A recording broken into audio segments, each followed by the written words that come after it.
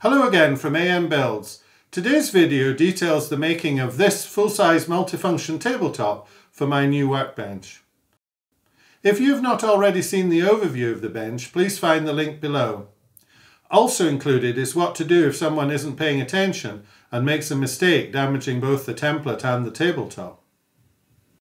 I'm using moisture-resistant MDF, which I think is more dense than the normal stuff and is cleaner to machine. Before starting, I put a coat of Zinza seal coat on the board. I use a 2/3 Zinza, 1/3 industrial methylated spirit mix, something I have been doing with the cutting list for my plywood shop furniture, prior to further processing, and have found it minimises tear out. I had acquired an Axminster Tools standard size MFT style top called a UJK HDF Valchromate top for parf dogs, and thought it would be relatively straightforward to use it as a template to do the whole sheet. It is a premium offering and seems super accurate. I believe more economical MFT style tops can be sourced, but I have no experience of them. In anticipation of having an MFT, I also bought the UJK cam and clamping set. Included in the kit are 3 stainless steel 12mm guide pups, and they come into play shortly. Whether you buy or make a template sheet, the first planning task is to minimize the inaccuracy inherent in each time the template is moved for a new area. Starting in the middle of the long side is, I reckon, the way to go. That way, all of the front of the bench and the middle of the back is covered with one movement, and the back corners are taken care of by a second movement, and some of the second and final placement holes actually overlap the original zero placement. Starting, say, from the front left corner means that the middle front and back left are one movement, second movement positions finish the front and cover the middle of the back, and a third placement is needed to finish the back right, but no holes for this third placement overlap the original zero position, introducing more scope for inaccuracy.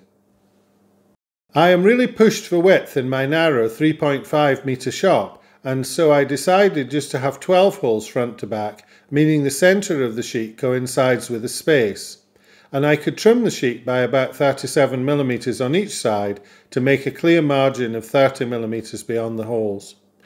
You can get 13 holes with a hole in the centre across the width, although that leaves just a 24mm edge margin, assuming the factory edge of your sheet is perfect. And you may have to start cutting from the second row to avoid having the template overlapping the bench top, adding to the time taken to make the top. It's up to you. I went for 25 holes lengthways, so there was a hole in the centre.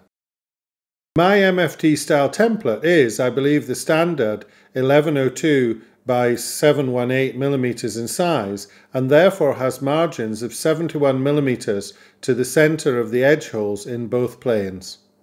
I marked the middle of the long side on the template and the worktop. With 12 holes across the board, there is 48mm between the centre line and the centre of the first hole. Counting down the next 5 holes at 96mm centres, I was left with 82mm to the edge of my imperial 1220mm or 4-foot sheet, and with the 71mm spacing of the template gives me an 11mm gap, which a scrap of 11mm laminated multi-panel and a wee block gave me a very accurate position for the template, which was clamped securely using a pair of reliable Bessie clamps. Drilling the holes. The bulk of the material is removed using a 12.7mm plunge bit in a 17mm copying ring with dust extraction. The plunge is set just beyond 36mm. This short video shows drilling a line of holes in real time. As you can hear, the router is left on and plunged in each hole in turn, and the router worked around to maximise the hole from the 12.7mm plunge, adding the 3mm difference between the 20mm template and the 17mm copying ring to give a final approximately 15.7mm hole. The hole is then enlarged using a 12.7mm template cutter, swapping the 1/2-inch collet to a 1/4-inch one.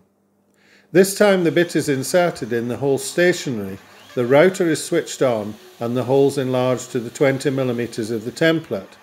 The router is switched off and a couple of seconds waited until the rotation stops before moving to the next hole. Any airborne dust is not good and MDF dust worse than most, and so a decent face mask is advised. Ear protection is a must. I have a small shop and have built a powerful ambient air filter featured in another video on my channel, and I've been monitoring dust particles using a laser monitor. Starting at 0, I was only 1 on the scale until I drilled the edge holes where the underside of the top is not enclosed. 18 was my highest reading, still in the green zone, but that fell rapidly back to 0 or 1 in a couple of minutes. I reckon this to be a pleasing result from the point of view of dust extraction of my Festool OF1400 and connected to an M-Class Makita shop vac and my ambient air filter all working together. All the holes apart from the front corners are now complete. The guide pups are brought into play and the template moved to the front left corner. Just the plunge cuts were made in this new template position, and then the guide pups and template moved to the right and then the back. I then went back over the 3 template positions with the template bit, rounding the holes, and whilst doing the final right set, disaster struck when I inadvertently allowed the template bit to partially unplunge and then trashed one of the template holes and the bench surface as well. I thought my system was robust, but yet again never foolproof, as us fools are simply too ingenious. It was opportune to fix the template and the table immediately, so I could allow glue to set overnight. Marking out the hole to keep things in line, I used a 40mm hole saw to make the irregular hole circular. Making a hole first in a piece of 12mm scrap, I used this to hold the hole saw stable whilst drilling the template all the way through, whilst resting on a piece of scrap timber to prevent rear tear out. I needed a low adhesion surface to place behind the template, and this scrap of laminate was just the job. I then drilled a 44mm hole in a scrap of MDF, but this time I drilled from both sides to leave a little material in the middle of the core. I keep an old household cleaner spray bottle of water and use this to wet the interior of the hole in the template and the outside of the MDF core. I use Gorilla Glue to fix the core in place. It is ghastly stuff, so wear gloves and don't spill it, but it is gap filling and sets hard and permanently. I ran a bead of glue around the MDF core either side of the central ridge and pushed it into place. Using a 5x40mm screw to hold the core down to the underneath timber and a screw and an M10 penny washer for the 2 adjacent holes. I repeated the process for the work surface and called it a day. The next morning I removed the screws and you can see the repair is solid and level, both front and back. My MDF is a fraction thinner than the template, so the repair is very slightly recessed, but of no consequence, and a minimal sanding completed this stage. I then needed to recreate the 20mm hole in the correct position. Placing another part of the template on a scrap of MDF, I used it to create a T-shaped arrangement of holes on the MDF, just like I'd done with my top. Using the green MDF now as the template, I could use the guide pups, placing it on top of the orange MFT sheet and recreate the 20mm hole using the same 2-stage procedure.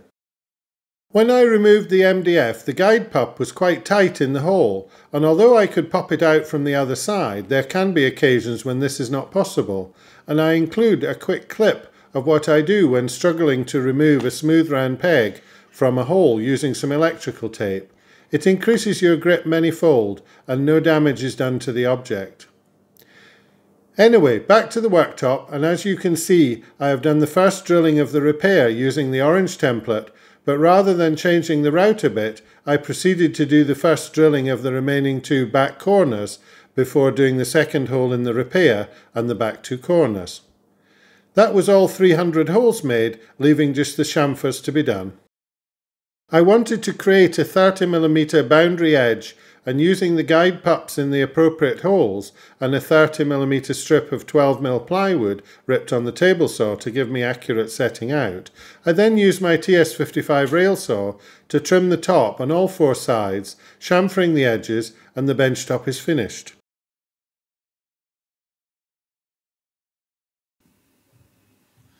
I hope you found this video interesting, and please help give my channel a boost by liking it. I've put links for the UJK MFT style sheet and bench kit, including the guide pups, in the description below. I've also added a PayPal me link to this video in the hope of giving something to my son Malcolm for producing it. If you benefit from viewing the video, I hope you might consider making a modest donation for him. Please look at our other videos, and if there are things of interest, please subscribe and click the notification bell. We're making more videos for the various modules within the bench, and they'll be coming to this channel soon. Goodbye.